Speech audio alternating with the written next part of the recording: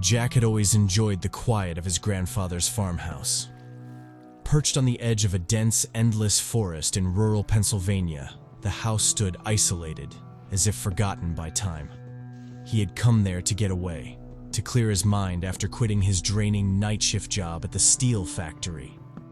The first day passed uneventfully. Jack explored the creaky old house, fixed himself a simple dinner, and tried to relax as the sun set behind the black silhouette of the trees. The wind howled that night, rattling loose shutters and sending dead leaves scraping across the porch. But it wasn't the wind that woke Jack around midnight. It was the sound of tapping. Soft at first, just a tap, tap, tap, against the glass of the large bay window in the living room. Jack sat up on the couch, heart thudding. The room was dark, lit only by the pale silver glow of moonlight filtering through the curtains, hoping it was just his imagination. Tap, tap, tap. No mistaking it now. Jack crossed the room and with hesitant fingers drew back the curtain. Nothing. The yard lay empty, bathed in moonlight, the long grass swaying gently. He stared for a long moment, then let the curtain fall back into place. Probably a branch, he thought. Or maybe a raccoon. He returned to the couch, but sleep was harder to find. The next night, it happened again. Same time. Same sound. Tap. Tap. Tap. This time, when he looked, he saw it. A figure standing just beyond the window. Tall. Motionless. The face lost in shadow. Jack's blood turned to ice. He stumbled backward, grabbed his phone, and dialed 911.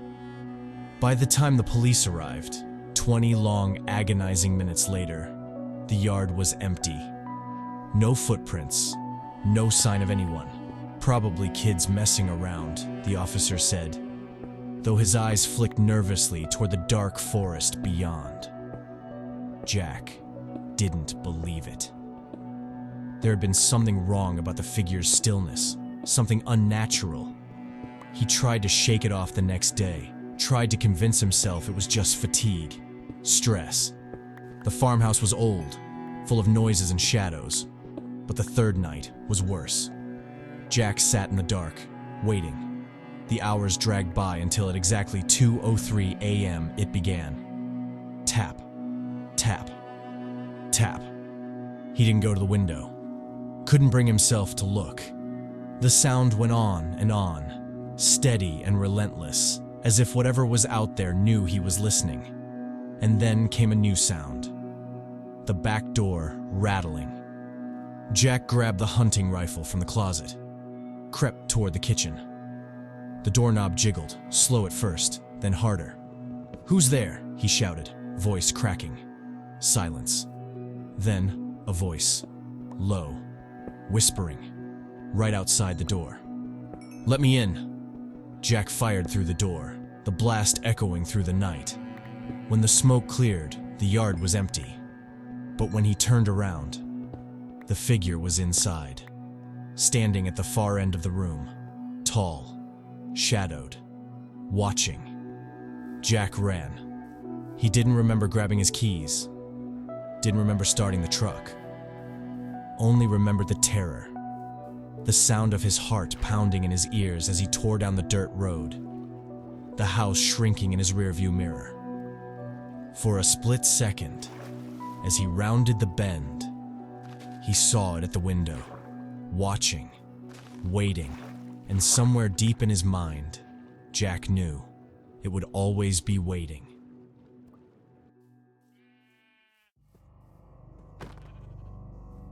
Emily had never lived alone before. When she moved into the old apartment building on the edge of Brooklyn, she felt both excitement and unease.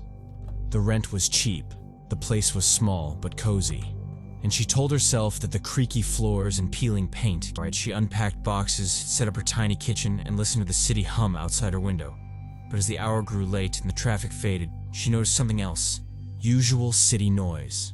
A faint murmur, like voices, coming from the building's basement. At first she ignored it. Probably neighbors, she thought. Old buildings carry sound in strange ways, but night after night, the whispers returned. Always around 1 a.m. Always just as she was about to drift off. Sometimes it sounded like two people talking. Other times like a single voice, too quiet to make out. Curiosity got the better of her. One night she crept down the narrow stairwell, phone flashlight trembling in her hand. The basement was dark, damp, and empty. Rows of old storage units lined the walls. A boiler hissed in the corner. "Hello?" she called out, her voice echoing. No answer.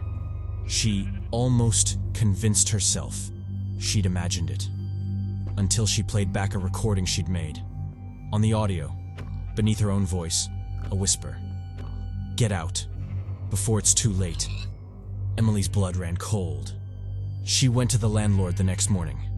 He laughed it off. "Old pipes. The building talks sometimes," he said. But the voices grew clearer. The whispers turned to pleading. Some nights she heard crying. Other nights, a man's angry voice shouting words she couldn't quite understand. Determined to find the source, Emily spoke to the building's elderly superintendent. After some coaxing, he told her the story. Years ago, a tenant had been murdered in the basement, stabbed during a robbery gone wrong. The killer was never found. Since then, no one stayed long in Emily's apartment. That night, Emily awoke to a loud bang. The basement door at the end of the hall stood open. A faint light flickered below. Gripping her phone, she stepped into the hallway. The air felt heavy. Each step toward the basement felt harder, like the building itself resisted her. From the darkness below, the voice came again, louder now. "Get out! Get out!" She reached the basement door and peered inside. The storage unit stood silent, but in the far corner, a shadow moved, the shape of a man, hunched, watching. Emily ran. She fled the building that night, never to return. When she told the police, they found no one. But the next tenant, months later, would also report the voices, and the shape in the corner, waiting. Ryan had dreamed of a quiet place to write. When he found the cabin deep in the Vermont woods, it felt like a gift. No neighbors, no distractions, just him, his laptop, and the endless silence of nature. The first day was peaceful. Ryan unpacked, made coffee, and watched the sun set through the trees. That night, as rain began to fall, he settled at his desk, eager to work. But the cabin's landline rang. He stared at it. He hadn't given the number to anyone. Cautiously, he picked up. Silence. "Hello?" Nothing. Just the sound of rain. He hung up. Probably a wrong number. But the calls kept coming. Every night. Always during the heaviest part of the storm. Always silent. Then came the night he saw the figure. A man, standing at the edge of the clearing, just beyond the glow of the porch light, staring at the cabin. Motionless. Ryan called out. No response. The figure didn't move. The next morning, Ryan found footprints in the mud, leading up to the cabin, but none leading away. The calls grew stranger. Sometimes he heard faint breathing on the other end, sometimes a soft, low humming. One stormy night, the calls came faster, back to back, and the figure was closer, standing at the porch steps. Ryan locked the doors, heart pounding. The phone rang again. He didn't answer. Rain hammered the roof. Thunder shook the windows. Then, the knock at the door. Slow. Deliberate. He didn't move. Didn't breathe. The knock came again. And again. When the storm passed and dawn broke, Ryan gathered his things and left. He never looked back at the cabin. But weeks later, in a city apartment miles away, his new phone rang. The same number as before. The same silence on the line.